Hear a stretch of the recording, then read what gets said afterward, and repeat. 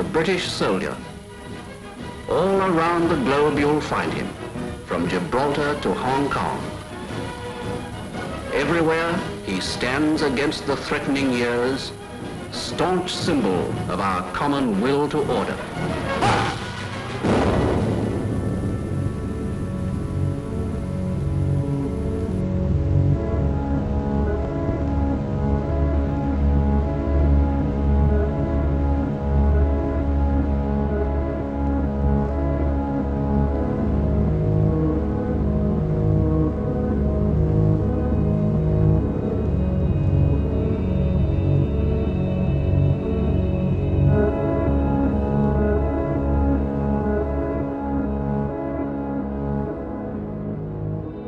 The British Empire, the largest empire the world has ever known.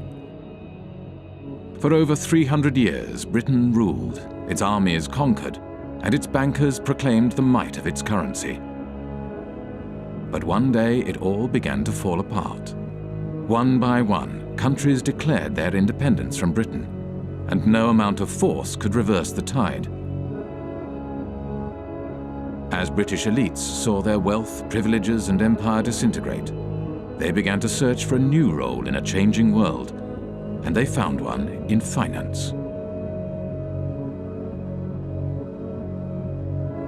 This is a film about how Britain transformed from a colonial power to a modern financial power, and how this transformation has shaped the world we live in.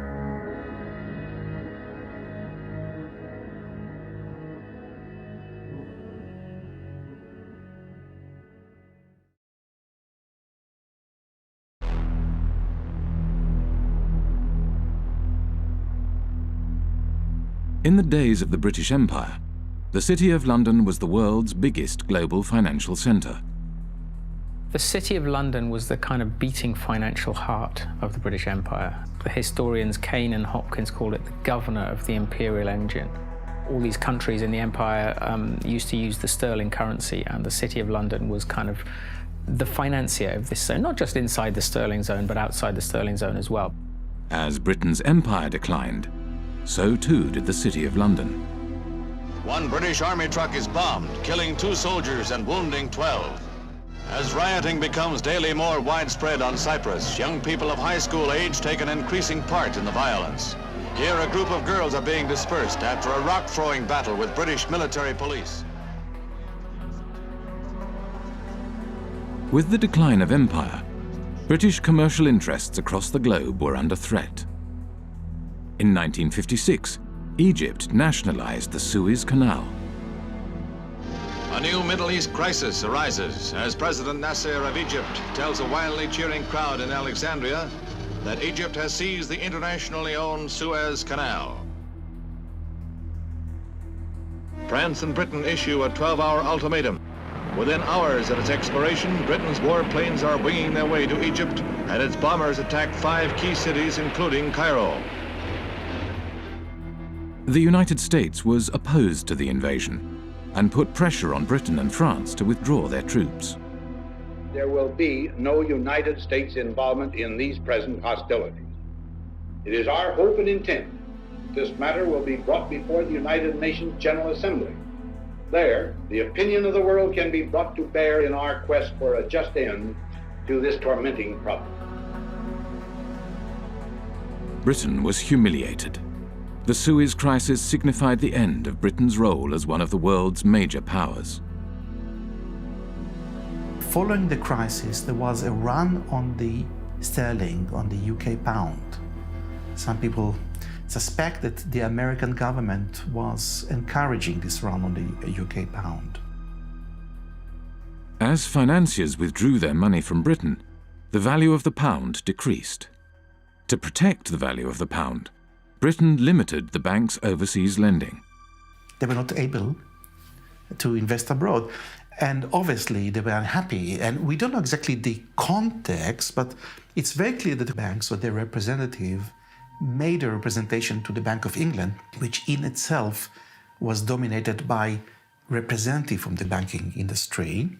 It seems that they have reached an agreement which was never written, that if the banks intermediated between two non-residents in a foreign currency, in that case the dollar, then this particular intermediation, this particular deal will not be considered by the Bank of England under its own jurisdiction. The banks began to create a market for dollars in London, called the London Eurodollar market.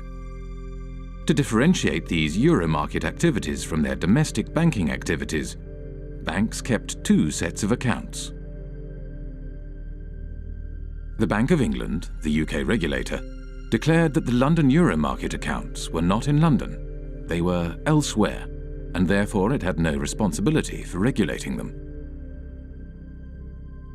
It's about providing a legal space in which you pretend activity is taking place. And the importance of that is that you pretend it's not taking place in the economy where it really is taking place. So you're taking activity from the place where it's regulated and taxed and pretending that it's happening elsewhere. Now, where doesn't really matter, it's just elsewhere. When American banks realized that London offered the ability to avoid US regulations, they moved their international operations to the city.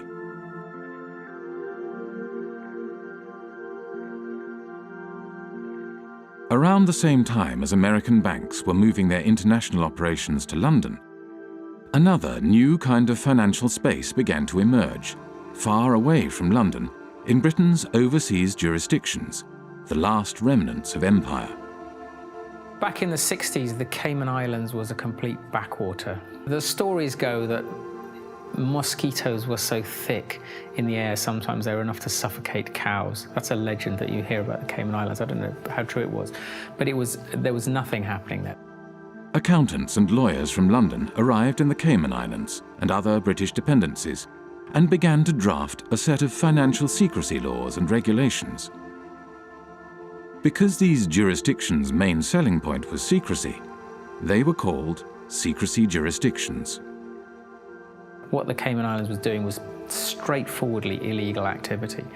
Drugs money was coming in huge quantities, tax evasion, whatever you wanted, you could have it.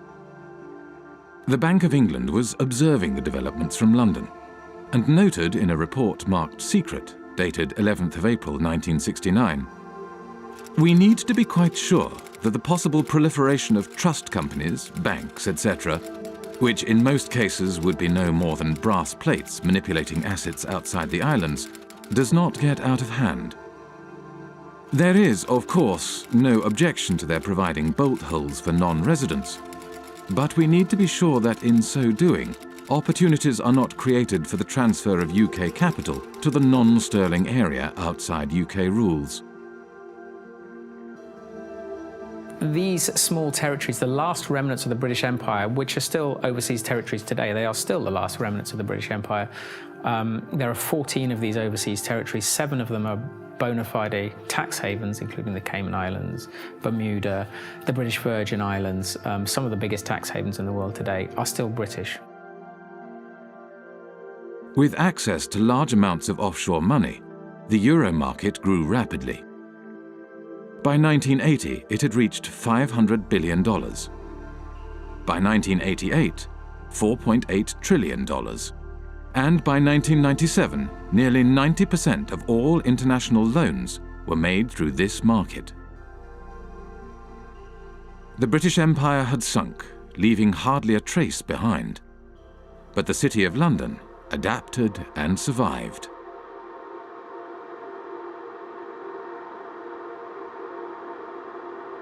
The City of London, London's financial district, is a peculiar place. It has been called a city within a city, a state within a state. It is run by an organisation called the City of London Corporation, a private company that performs all the functions of a local council with a private police force and private courts. Those of you who aren't from the UK, some of you even who are, might not be aware just how weird a thing the little City of London is within the big London. The City of London is a separate entity to the wider London, and it has its own head, the Lord Mayor, who's distinct from the Mayor, who runs the rest of London. Every November, the city stages the Lord Mayor's Show, the world's oldest civic procession.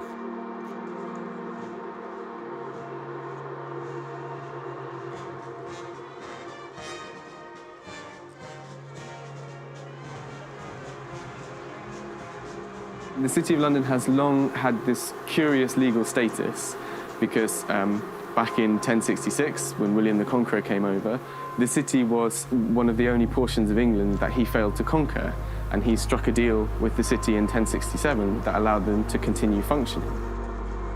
To this day, the City of London is exempt from numerous laws that govern the rest of Britain. Its political system derives from the Middle Ages. The city's electorate is dominated not by its residents, but by the private businesses operating within the city. Its Lord Mayor is selected by the heads of medieval guilds. They have a representative in the House of Commons called the Remembrancer. Apart from the clerks of the court of the House of Commons, he's the only unelected person there. All other lobbyists have to stop, in the lobby. They're not allowed past the lobby. The City of London has a permanent representative in the House of Commons, whose role is to report back to the City of London Corporation and to lobby Parliament on behalf of the city. The Corporation of London, clearly, it's a unique and interesting phenomenon that should have attracted many political scientists, political economists and economists. But I don't know of anyone who has studied systematically the Corporation of London and its impact on policy or economic policy. So we can only surmise. Some people assume or surmise that the Corporation of London is extremely powerful and is able in one way or another to shape British policy, particularly in financial matters. Clement Attlee, the Prime Minister after the Second World War, had something to say about the City of London Corporation. He did, yes. So over and over again, we have seen that there is in this country another power than that which has its seat at Westminster. The City of London, a convenient term for a collection of financial interests, is able to assert itself against the government of the country. Those who control money can pursue a policy at home and abroad, contrary to that which has been decided by the people.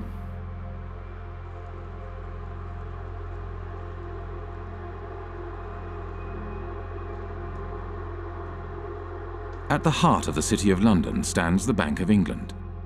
The Bank of England is not just a central bank, it is also a financial regulator. At the demise of empire, the Bank of England used this regulatory authority to help attract the world's banks to London. In 1972, the Bank of England issued a license to the Bank of Credit and Commerce International, which set up its head office in London. Within 10 years, BCCI grew into the 7th largest bank in the world. 10 years later, BCCI was bankrupt. The deputy director of the CIA, Richard Kerr, said late today that the CIA did use BCCI to support CIA activities overseas. But BCCI had not just collaborated with the world's intelligence services. It had also engaged in extensive financial fraud, money laundering, and terrorist financing. BCCI constituted international global crime of a level that boggles the mind. BCCI was financing terrorism. The Bank of England knew it, says the report, but instead of supervising it properly, it tried to prevent the bank's collapse. I am saying very directly that the Bank of England had sufficient information in front of it to close BCCI 15 months earlier than it did.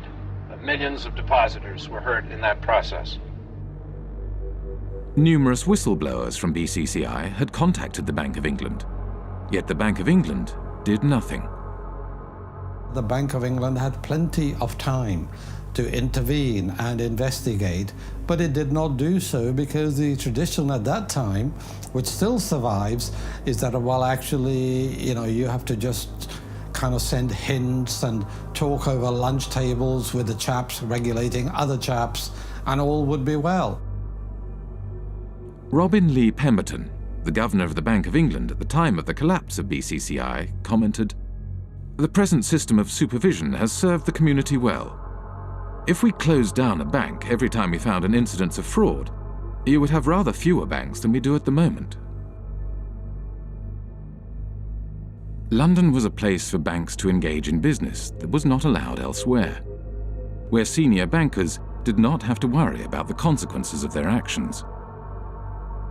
This is one of the reasons why today there are more banks in London than in any other financial centre. In Britain, nobody goes to jail. No bankers go to jail. They generally don't. They are a protected species. And that is part of the offshore business model of the UK, is to say, we will protect you, we will bring your money here, we will look after you. We're not going to put you in prison, we'll let you do what you want.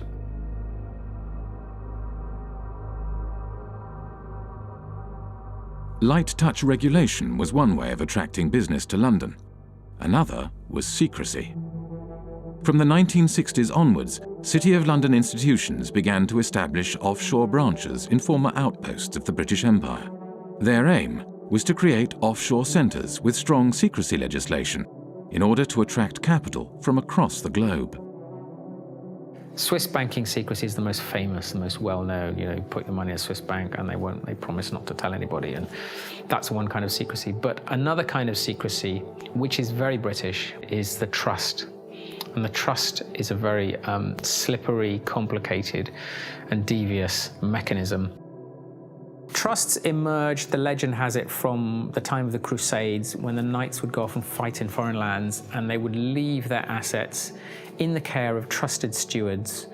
What trusts do ultimately is they play with the concept of ownership. Ownership is not such a simple thing. So the settlor, the knight in this case, would hand over the assets to someone who these days would be called a trustee. It's often a lawyer. Legally, you are separated from those assets. They're not yours anymore. There's a barrier. You can't be taxed on them. Nobody's going to find anything about your connection to these assets. In Britain's offshore jurisdictions, no qualifications are necessary to be a trustee. Anyone can set up a trust and act as a trustee. There is no registry of trusts. There are no bodies to certify that a trust has been set up. The only persons who know about the creation of this agreement are the trustee and the settlor. There's no obligation to register it. There is no financial reporting obligation of trusts. They're not required to put annual statements onto account anywhere. So actually trusts are, to all intents and purposes, invisible arrangements. Economist John Christensen was an economic advisor to the secrecy jurisdiction of Jersey for 10 years. We're not talking about a few million. We're talking now about trillions. Trillions of dollars of capital, which apparently belong to nobody. For tax purposes and for other purposes, they belong to nobody. Everything, works of arts, gold bullion, racehorses, cars, real estate, not just financial assets, but a whole load of non-financial assets belong to these trusts, sitting there belonging to nobody. Now think that one through, because we are talking about maybe as much as $50 trillion of assets sitting offshore behind these instruments. Well, the Cayman Islands are among several British overseas territories who have signed a new information exchange agreement with Britain and the rest of Europe to tackle tax evasion. The countries are now required to automatically provide details of the ownership of bank accounts and how they're used. Cayman became the first signatory last week. It's important that the Cayman Islands should be recognised as the first overseas territory to sign such an agreement with the United Kingdom. And I think this importantly reflects the constructive approach that the Cayman Islands has taken in delivering our shared objective of rooting out tax evasion. The trust lies at the core of the British secrecy model. They don't use banking secrecy. The Swiss use banking secrecy. The British, of course, are only too willing to kill off banking secrecy because they will then capture a larger market share. That's why the Brits are doing this.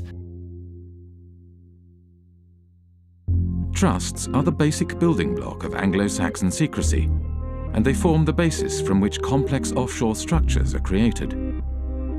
Every secrecy jurisdiction offers a specific set of services, from trusts to shell companies to secret bank accounts and nominee directors. The combination of these services into complex structures, spanning multiple jurisdictions, enables the creation of secrecy structures that are almost impossible to penetrate. An offshore structure will often have a trust kind of sitting at the top of it. The trust will be here managing the assets, kind of controlling the assets. Underneath it, the trust will own some shell companies. Each one might be in a different jurisdiction. So you might have a trust in one jurisdiction whose trustees are somewhere else, whose beneficiaries are somewhere else, which owns offshore companies somewhere else. Each of these companies might then own assets, so that they might own, a bank account, a racehorse, a yacht, a painting, a portfolio of shares or whatever. There are numerous variations of trusts and offshore secrecy structures. There are offshore lawyers whose work entails the creation of ever more complex and obscure structures. The aim of these structures is to hide the identity of the owners of offshore assets and allow offshore wealth to be recycled back into global markets. But looking on the amount of money being administrated from tax havens, you see that it is a curve going like this. And all the talking we have been doing along with other wonderful people fighting against tax havens has not changed anything, It is the word where you say, go on talking, and go on talking, you're interesting me, and I'm going on doing what I want to do. We know everything today because we have had the Panama Papers, we have seen it, and we are not able to act upon it. And we are not able to act upon it because this system is really protecting the few people that are having benefit from it. And these are in percentage very few people, but they are powerful. And I see in the Panama committee that I'm sitting in, the only thing that could change this is to have a public accessible register of the beneficial ownership of trusts and of all kinds of companies. It is easy. The Panama Papers are a collection of leaks from the offshore law firm Mossack Fonseca. Mossack Fonseca is the fourth largest offshore law firm. The other 9 of the 10 largest offshore law firms are registered in British overseas jurisdictions. When countries complain to Britain about the activities run out of its offshore havens, Britain claims that these places are independent and that there is nothing it can do. I've heard time and time again from officials in Berlin and in Paris and in Washington and in other countries that they've been told by the British government that, yes, they're well aware of what's going on in Jersey and they think it's very unfortunate, but they don't have the powers to intervene. Well, that's a straightforward lie. They do have the powers to intervene, they just choose not to. Britain plays this kind of game of pretending, when it suits them, to pretend that these places are independent. At the end of the day, Britain appoints the governor, appoints lots of senior people in these places. They're responsible for foreign relations and defence, and also they can veto their legislation as well. So Britain has a massive degree of control. Basically, it is controlling these places, allowing them a little bit of political space. During his time as economic advisor to Jersey, John Christensen frequently travelled to London for talks with various British government departments. As economic advisor, I had a lot of contact with different departments. Traditionally, UK governments have tried not to interfere in the domestic affairs of places like Jersey. So it happens in a more subtle sort of way. You kind of go and talk to someone, either at the Home Office or the Treasury, and they'd say, well, not actually particularly keen on this piece of legislation. It might be a good idea if you didn't go down that route. And over a cup of tea, that's quite a strong signal. That's a signal, go back to the island and say, they don't want you to do this. The British government prefers not to interfere overtly. Instead, it communicates its desires through informal discussions. There is no paper trail or official statement. discussions take place behind closed doors.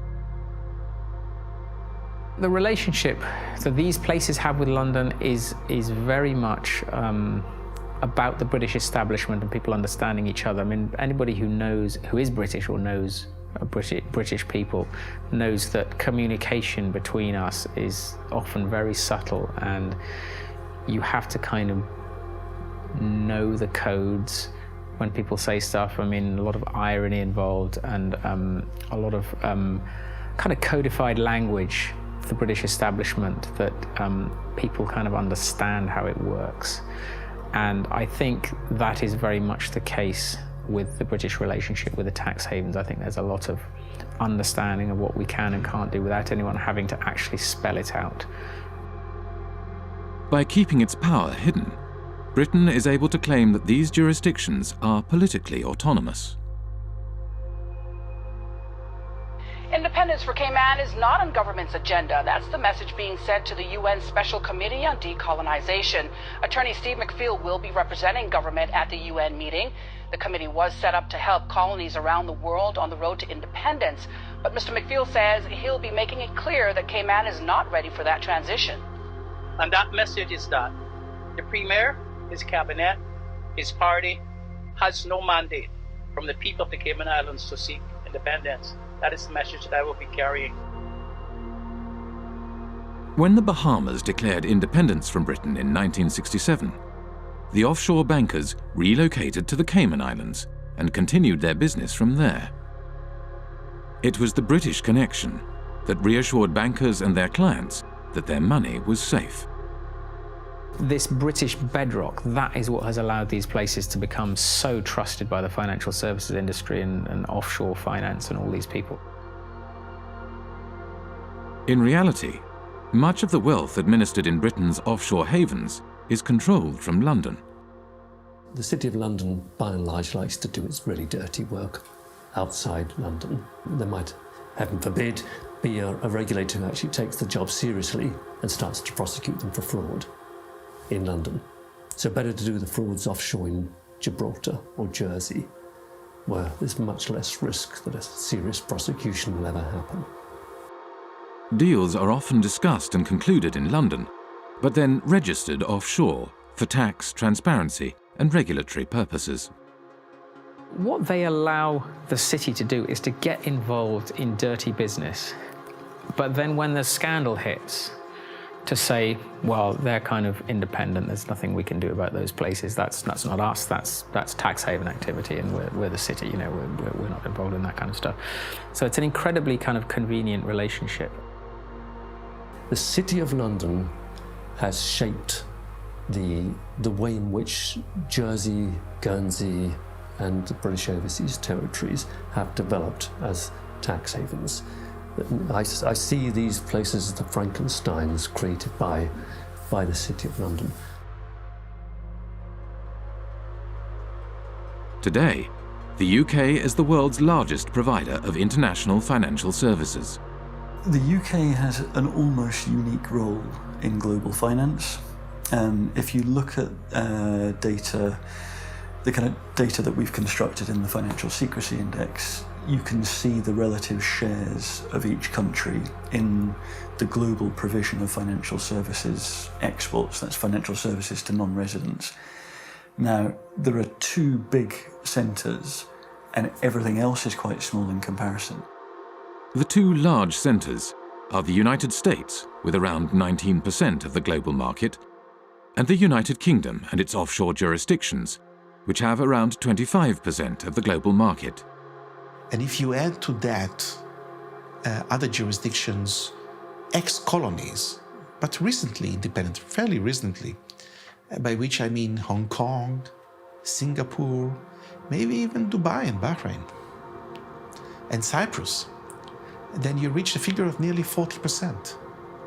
And I think that figure represents better the position of London in the global financial market.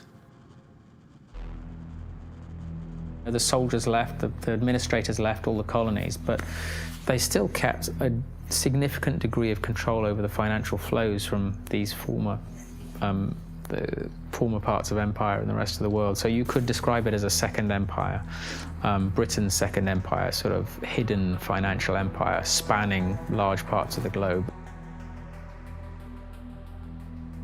At the time of the British Empire, the City of London was the world's largest global financial centre.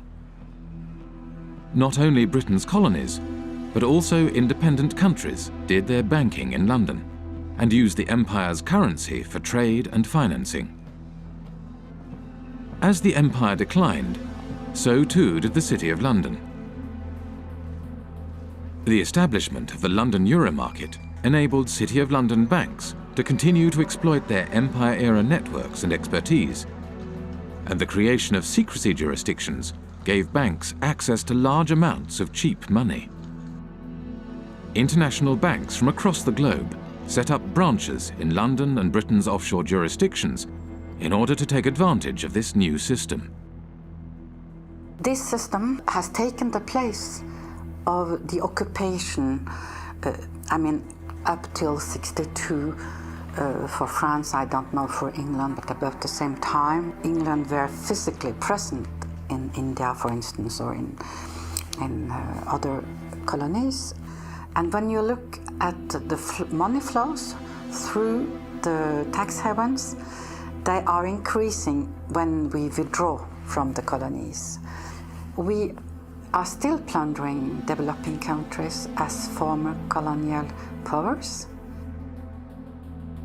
Wealthy individuals, organized crime, and corporations shifted their wealth offshore in exchange for secrecy and no tax.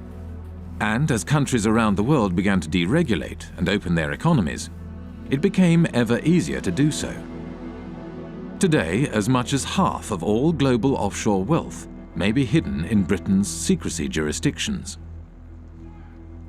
One of the losers is Africa, whose flight capital flows mostly into the modern British spider's web. I think it's no coincidence that Britain's offshore empire emerged more or less at the same time as the collapse of the former empire. We tend to think of Africa as being a huge net debtor to the rest of the world. But that was the extent of their debts at the end of 2008, 177 billion. The debt of sub-Saharan African nations stood at $177 billion in 2008. Yet the wealth these countries' elites had moved offshore between 1970 and 2008 is estimated at $944 billion, over 5 times their foreign debt. $944 billion. Do the maths. Far from being a net debtor, Africa, sub-Saharan Africa, is a net creditor to the rest of the world. As capital moved offshore, African nations borrowed money from international banks at high interest. Over time, these debts became so great that they may never be repaid.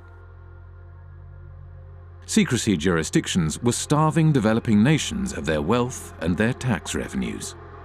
For a long time, a lot of developing countries, including recently Ecuador, have been trying to set up a UN tax body which is of a higher value than what is currently there, which is the UN Tax Committee.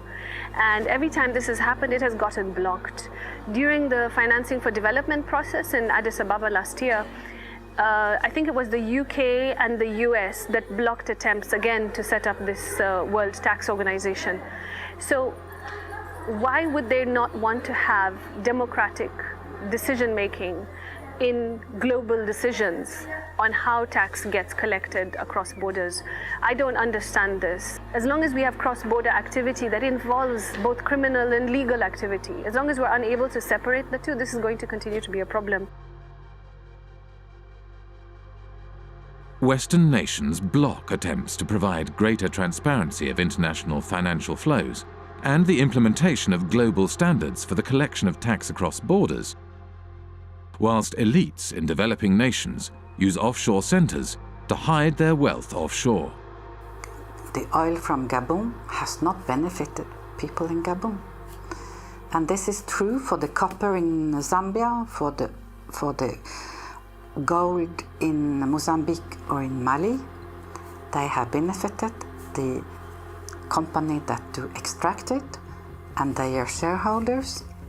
It has benefited the corrupt elite in the country. In developing countries, the offshore system of tax havens has facilitated the looting of these countries by their elites. It has enabled them to steal the money and keep it safe somewhere else. Illicit financial flows, because the anonymity that drives them creates incentives for people in positions of power to be corrupt. This is why there's a group of countries where development progress is so difficult. It's that the incentives of individuals and the ability to pursue them through all the mechanisms that underpin illicit flows outweigh the type of mechanisms that lead you to a powerful, representative, effective state that can start to deliver development.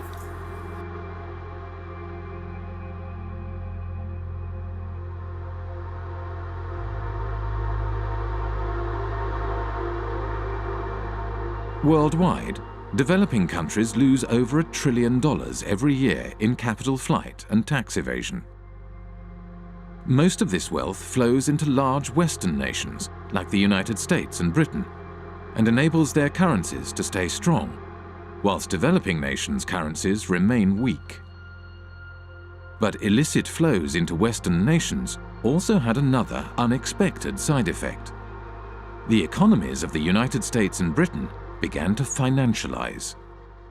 The origins of this financialization, or de-industrialization, go back to the 1960s. Anti-war demonstrators protest U.S. involvement in the Vietnam War in mass marches, rallies, and demonstrations. President Johnson, meanwhile, let it be known that the FBI is closely watching all anti-war activity. In the 1960s, U.S. economist Michael Hudson was working at Chase Manhattan Bank on Wall Street as Chase's balance of payments economist. During the 1960s, the United States balance of payments deficit was entirely a result of foreign military expenditures. Dollars were flowing out of the United States as a result of the cost of the Vietnam War. The United States attempted to prevent the dollars flowing to Vietnam from being deposited in foreign banks. The government asked Chase to set up a branch in Saigon during the Vietnam War. And as you can imagine, it didn't have windows. It was sort of a fortress. It lost money, but the government went to Chase because it said, if you don't get this money that's being thrown off by the military in Vietnam, then it's going to go into French banks. It'll get to General de Gaulle, and you know what he's going to do every month. He's going to cash it in for gold. That's what the United States was trying to stop. The US was not successful in stopping the outflow of money, so it began to hatch a different plan. In 1967, Michael Hudson was handed a memo by a former State Department employee. In 1967, I was given by a former State Department employee in the elevator at Chase Manhattan a memo from the State Department urging that Chase Manhattan would take the lead in helping the United States become the Switzerland of the world, meaning the flight capital. The State Department, through Chase, asked me to estimate how much money do you think is available if America were to become the new Switzerland, and how do we do it? The plan was to organize offshore banking centers in the Caribbean and elsewhere, and the hot money wouldn't come directly into Chase because that wouldn't be nice and very legal. What happened was that the Latin American criminals, other criminals, drug dealers, all sorts of organized crime, would put their money in the offshore Caribbean banks, and these offshore banks would then deposit the inflow in the head office. By moving offshore dollars back into the United States, the US was able to stop the outflow of dollars and support the value of its currency. Every country looks to its foreign exchange rate. And the foreign exchange rate is not only imports and exports, it's capital movements. And if you look at the International Monetary Fund's monthly international financial statistics, you have sort of a steady balance of trade, a steady immigrants' remittances. What goes up and down are called errors and omissions. What the United Nations and the IMF call errors and omissions are flight capital. It's the reason that it's omitted is they don't like to really look at this. In the 1930s, Roy Ovid Hall, economist for the U.S. Commerce Department, wanted to include criminal movements in the balance of payment statistics. And Congress got very upset. I was told in Washington, the argument was, we're a Christian country. We don't want to report crime. It's just, don't look at it. And they forbid him to include criminal money in the balance of payments. I guess now you call it errors and omissions. You don't call it criminal inflow and outflow. In the 1960s and 70s, Britain was faced with a similar dilemma as the United States. Money was flowing out, and this decreased the value of the pound. Britain realized that it, too, could support the value of its currency by opening its domestic markets to the trillions of dollars passing through its offshore havens. But just as in the United States, this had an unexpected side effect. The British banks today, just as in the 19th century, don't put their money into British manufacturing. They put their money into real estate speculation, into financial speculation, foreign currency trade. So the financialization of London has helped deindustrialize the country because it's enabled sterling to be supported by this huge inflow of hot money, this inflow of drug dealing money and criminal money and tax evasion money all over the world that is going to London instead of going to Switzerland, Liechtenstein, or the Caribbean.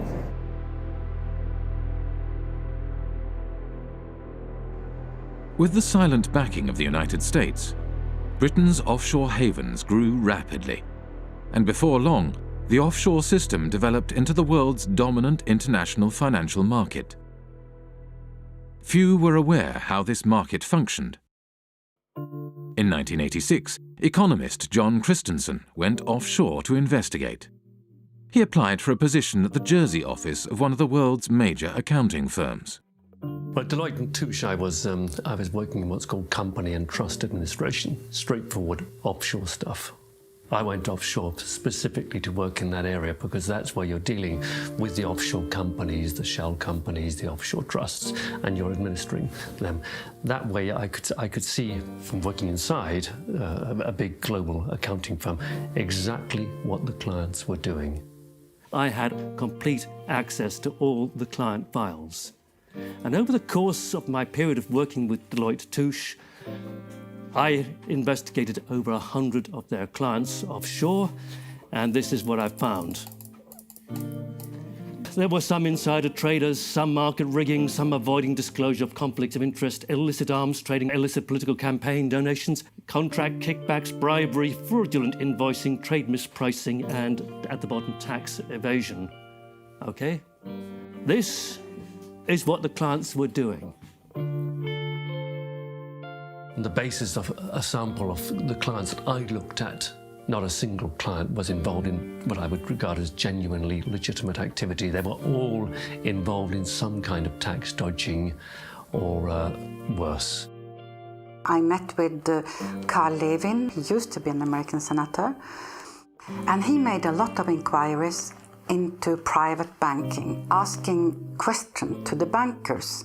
What do you think the percentage is among your clients that are using these companies for legitimate purposes? And the answer was, I believe that 99.9% of my clients are using these companies for illicit purposes. This is a reality. This is American bankers telling what they are doing. And it's exactly the same thing with UK bankers helping their clients to have accounts in Panama or in Bermuda or in Cayman Islands. high-secrecy jurisdictions are heavily used for fraudulent and grey area financial activities, areas where secrecy is not just desirable, but a necessity. Legitimate financial activity has no need for the secrecy offshore havens provide, nor a desire to pay the high fees offshore banks and law firms charge. Today, close to half of the world's secrecy jurisdictions are British dependencies. In public, these jurisdictions claim they are transparent and their financial services sectors are engaged in legitimate financial activities. Our economy is not based on secrecy. It's based on transparency. It's based on a sound regulatory environment. It's based on good governance and good government with a British government legal system. That's what our financial institutions are based on. Well, tonight we have a response from the head of Cayman Finance after a group of U.S.-based anti-tax evasion activists announced plans to travel to Cayman to draw attention to what they feel is corporate tax evasion. Finance Chairman Mr. Richard Cole says he's encouraging the group to visit and says our financial sector has nothing to hide. I would say if anybody wants to come to Cayman to find out what's coming, you know, what we do here, come on down. We have no secrets here. When I went to the Cayman Islands back in 2008, I think it was, I called the government spokesman and he said, okay, we have had an order from on high that nobody is allowed to speak to you. You are off limits. In 2011, journalist Nicholas Shaxson released Treasure Islands, a groundbreaking book about the offshore system. The author of a series of international media reports says he would welcome a debate with Cayman Finance Chair Tony Travers. Mr. Travers recently called Nicholas Shaxson an imbecile with the understanding of an 11-year-old. There are always going to be the politics of envy. Now, the politics of envy are exacerbated by imbeciles who don't actually understand what's going on in the Cayman Islands. I don't know what he's talking about. And furthermore, he doesn't know what he's talking about. The Cayman Islands is the 5th largest financial centre in the world. It hosts 80,000 registered companies, over 3/4 of the world's hedge funds, and $1.9 trillion in deposits. It has a population of 60,000, roughly equivalent to New York's homeless population. A strange mixture of characters populate the offshore world. British ex-public schoolboys, members of the world's intelligence services, global criminals, assorted lords and ladies, and bankers galore. With so much at stake for so many wealthy and powerful individuals, it may come as no surprise that Britain's offshore havens have developed their own curious mechanisms to prevent information from leaking out. For many people who work offshore and who don't like what they're doing, it's very hard indeed to dissent, because they will be attacked personally with a degree of viciousness which is quite extraordinary. Most of the time, the instruments of suppression are relatively sophisticated. You won't get promotion by doing this, or your family won't like it. It's not generally, let's slam them in prison. That's far too crude. We are talking about very substantially, the establishment, the British establishment in these cases. The mechanisms are very, very subtle. Sort of ostracism is one way of doing it. These peculiar mechanisms for, if someone tries to blow the whistle, you find all sorts of methods that aren't the most, just fire them, you give them far too much work to do, you steer them in a different direction. One person who is intimately familiar with how suppression works offshore is former Jersey Senator and Health Minister Stuart Sivray. In 2009, he leaked a report on a rogue nurse suspected of killing patients at Jersey's hospital. It all came to a head during a state's debate on Tuesday the 10th of March. Senator Stuart Sivray brought the sitting to a standstill, claiming Senator Jimmy Pershard had sworn at him and told him to go and top himself. Senator Pershard denied the claim, saying, "I absolutely refute that." But less than a week later, he was forced to admit he'd lied. Senator Pershard has now admitted that on another occasion he did tell Senator Stuart Sivray to go and do everyone a favour and slit his wrists. I was arrested at my house one morning by 6 plainclothes police officers. There were another 2 specialist data search police officers on hand, and also another 2 police officers in full body armour, one of those battering rams they kind of use in drugs raids. So 10 police officers descended on me without a search warrant. The property was turned over from top to bottom. All of the computers were seized and searched. All kinds of private constituency data was stolen by the police.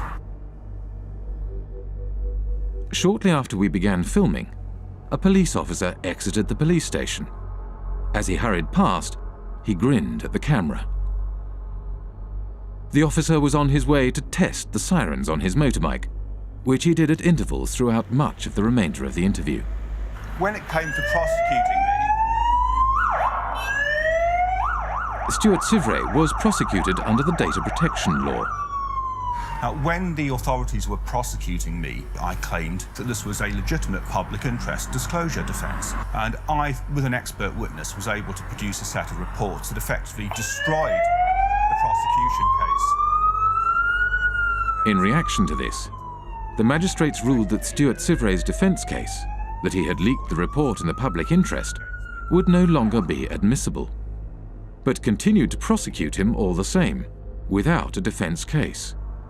Over the past 7 years, Stuart Sivray has been repeatedly taken to court and imprisoned 3 times. He does not know when or if the persecution will end, nor does he know when he will find himself behind bars again. To look at Jersey from the outside, it looks like it's got a prosecution system, it looks like it's got a court and a legislature, but none of it's real. It's a Potemkin village. None of these systems in Jersey meet the tests of being objective or actually functioning properly. The experience that Stuart Sivray had is, he's perhaps at the blunter end of the scale. He was simply suppressed and taken to court on trumped-up charges. So let's carry on pretending to do the interview. They might get bored. This is the kind of how oppression happens in Jersey. You see, all kinds of little things get done to harass people. Even they don't often go to the kind of extremes that they did against me in terms of actually arresting me and putting me in prison. But the authorities use all kinds of other lesser little methods to interfere with people, kind of sabotage things. Obstruct people, make life difficult for people. If you annoy the establishment in Jersey, you won't get a job here. Your children won't get decent jobs. That's kind of how it works. I went to Jersey in March 2009 with Nick Shaxson. About 24 hours after we arrived in Jersey, we were there for several days. Nick said, have you noticed that we're being followed? Ever since we arrived at the airport, we've been followed. He said, don't look now, but we're being followed now. Turns out he was quite correct. We were being followed. And I found that very disturbing indeed.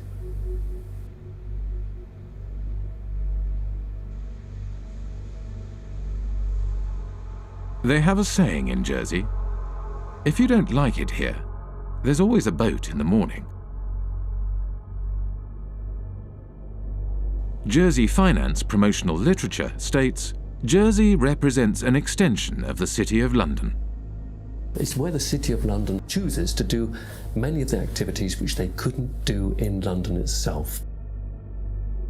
We're here just to talk about this one company called Appleby.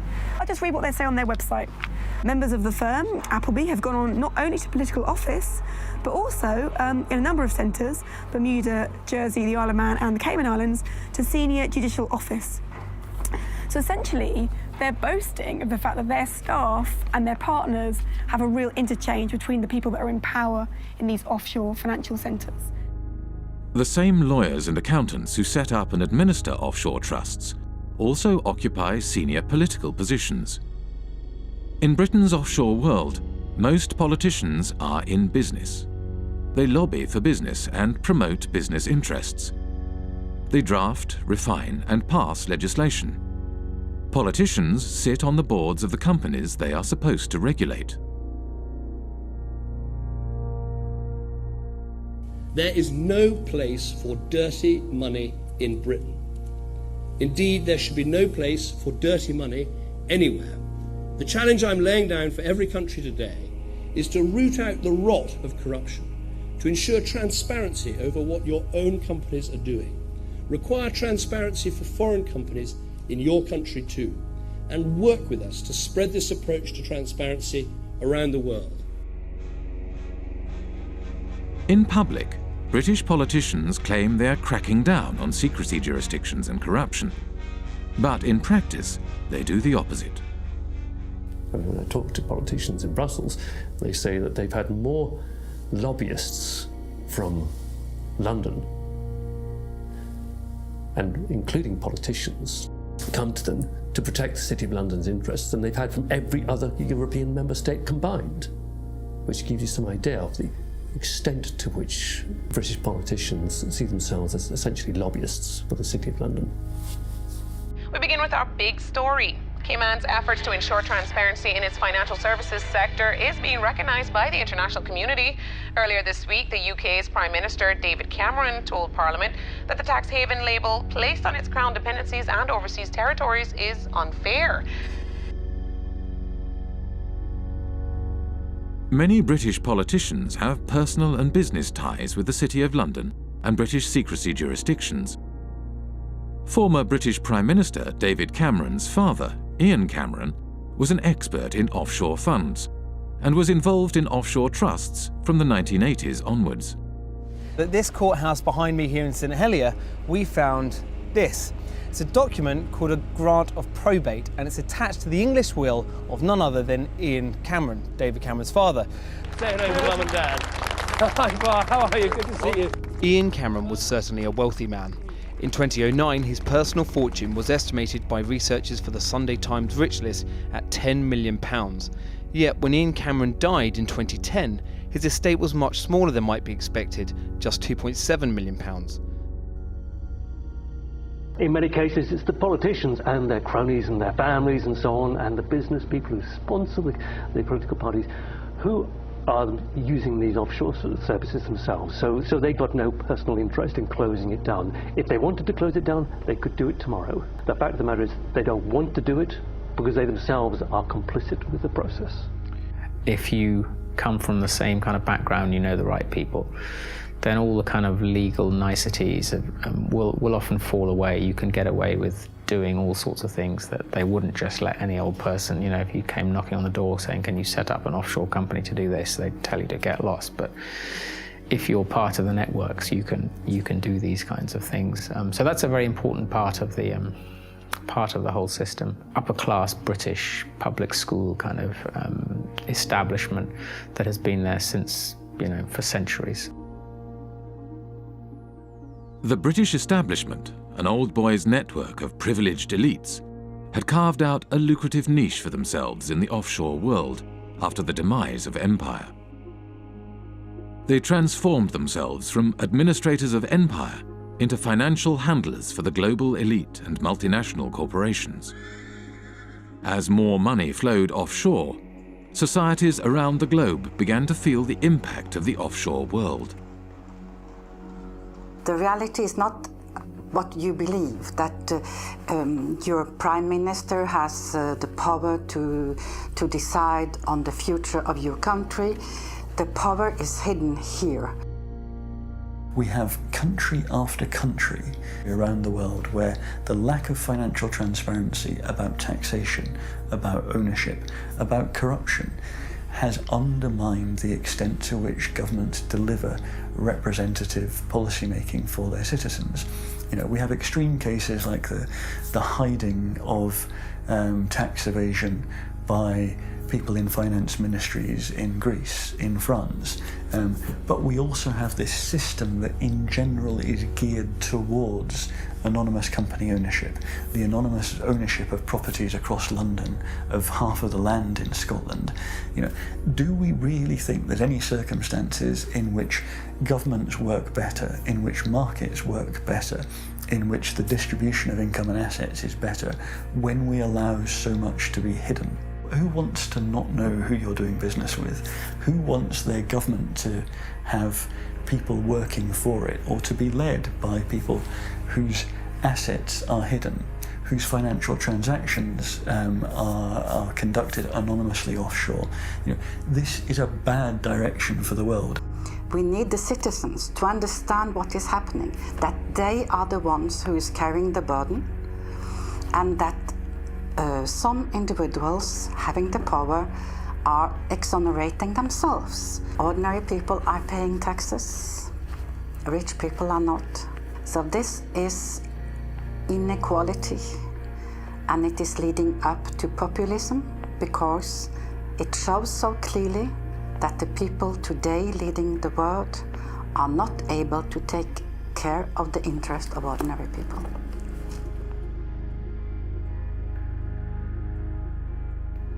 Back in the 60s and 70s, you know, tax evasion or pushing back against taxation, it was kind of seen as anti-establishment. So, you know, the Rolling Stones and Phil Collins, all these people kind of going offshore, going away.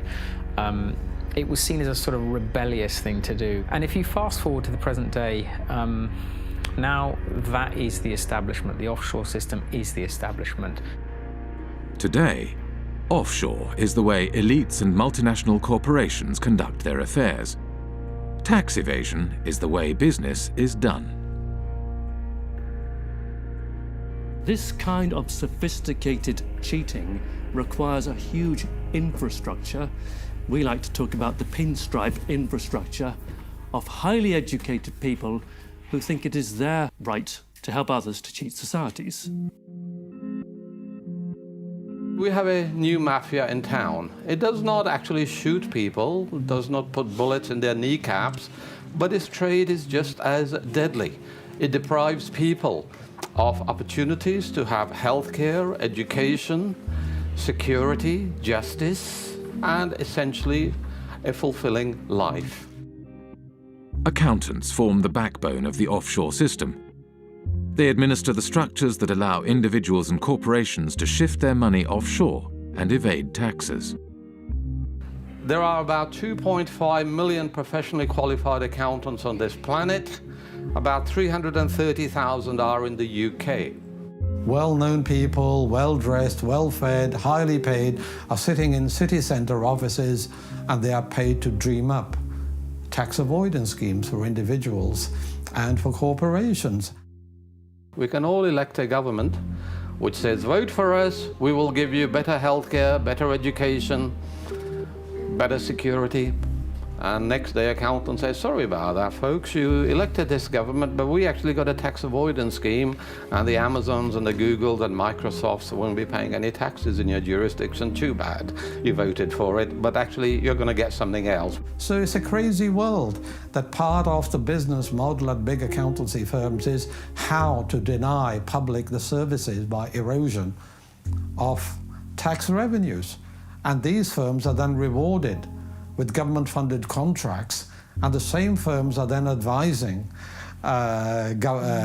local governments and the central governments, and the same firms then report on the company accounts and tell us all is well. When I argue this with a Pricewaterhouse partner in a face-to-face debate, he said, Professor Sicker, you never give us credit for anything. We generate millions of dollars of revenues, and we have lots and lots of satisfied clients. What is your problem?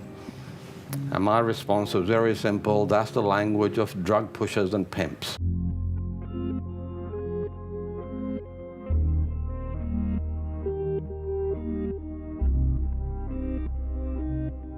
In Britain, a new breed of civil servant was rising to the top. One such civil servant was Dave Hartnett, who rose to the top of HMRC, the UK tax authority. Dave Hartnett had a new way of collecting tax.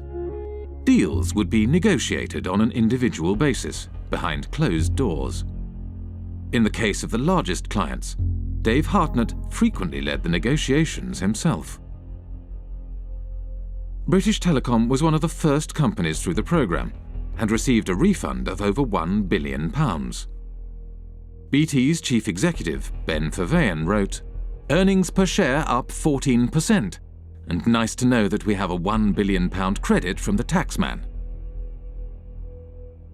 Dave Hartnett claimed this approach was more efficient. Litigation in the courts is really phenomenally expensive in this day and age all over the world, and I think is to be avoided where possible. And the art is to persuade people to pay by strength of argument and the like.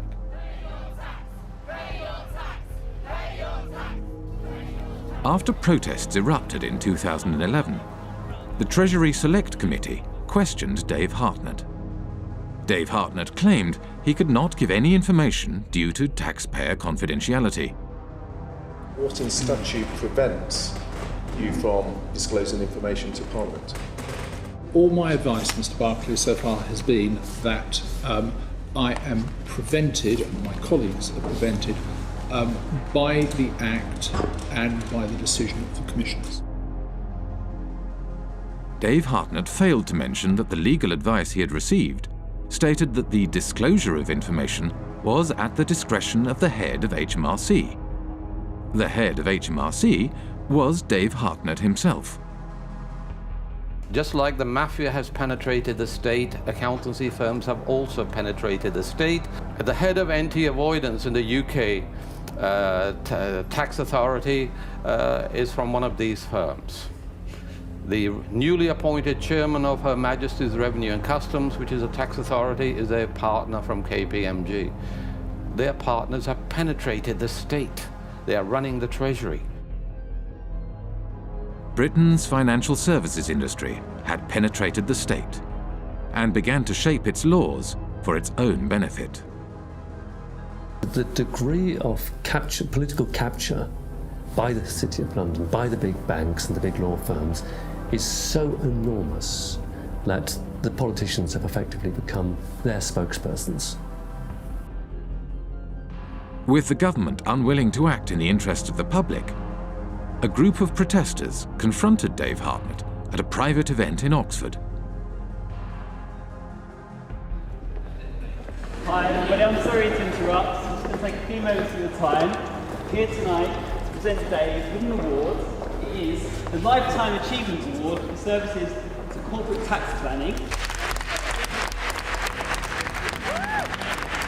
Thank you.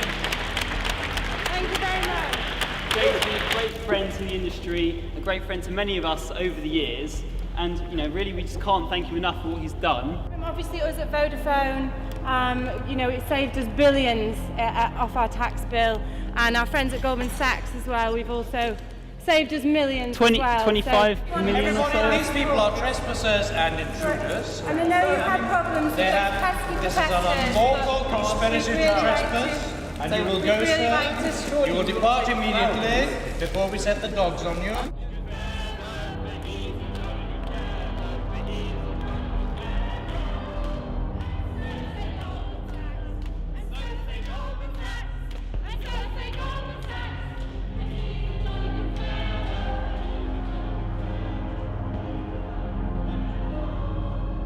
Go. You're trespassing.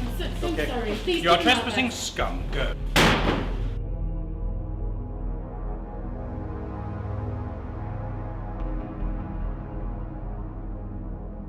After his retirement, Dave Hartnett moved to the private sector. One of his positions was at accountancy firm Deloitte, where he advises foreign governments on corporate taxation. Dave Hartnett is a companion of the Order of the Bath, an honour bestowed on him by the British monarch.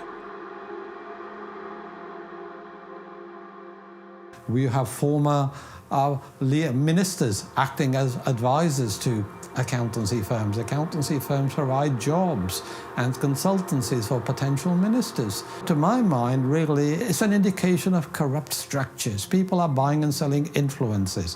When a former minister works for an accountancy firm, he's not providing any accounting knowledge, he's opening political opportunities, home and abroad. That is what they are doing. I hope by now you'll share my view that I don't trust most bankers, I don't trust most lawyers, I don't trust most accounting firms. I actually think they're engaged in a conspiracy against public interest. In Britain, secrecy and complexity in finance and government help to obscure corruption in public office. Financial structures are often so complex that even after they are publicly revealed, they are not widely recognized for what they are. An example of this is PFI, the Private Finance Initiative. PFI is Private Finance Initiative. It is a way of funding public infrastructure, things like hospitals, schools, roads and bridges, but financing them via the private sector rather than the historical method, which is via central government. Over a period of 30 or 40 years, the amount of kind of repayment costs will be sort of 3 or 4 times higher overall than if you borrowed it from central government in the first place. So it's basically a giant accounting scam. Once the PFI policy has been set up, you find that the big 4 accountancy firms were actually paid members of staff within the Treasury Department who were then actually going around and selling and advising upon the implementation of PFI contracts by public authorities. Effectively saying, come to us and we will show you how to derive the most benefit from it. In other words, how to perhaps exploit the legislation. Even the offices of the state tax authority are now owned offshore. HMRC, which is the tax collector here in the UK, their offices are owned in Bermuda by a company called Mapley Steps. It's quite incredible. The company that owns the PFI contract to run HMRC's head office borrowed money from offshore investors at 15% interest. Because the interest was so high, the company was losing money. Therefore, it did not pay tax. In 2011, HMRC could not prove that any PFI company was paying any tax in the UK. I think we need to have a serious conversation about the role of government in this whole debacle and how much our government has been penetrated by big banks and accountancy firms, and ultimately in whose interest it operates.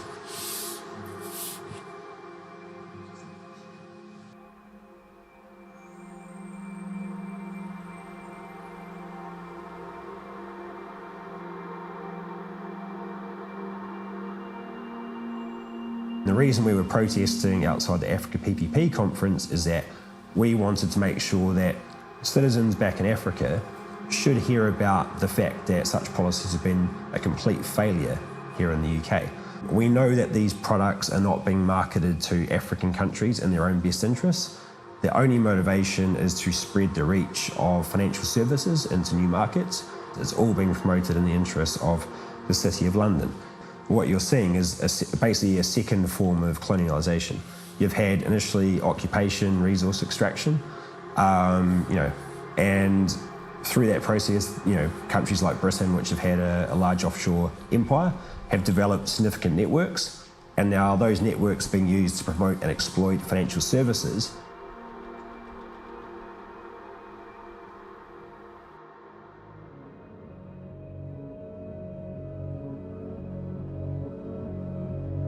The City of London was the beating financial heart of the British Empire. As Britain's empire declined, the city transformed itself from a hub operating the financial machinery of empire into a global financial centre.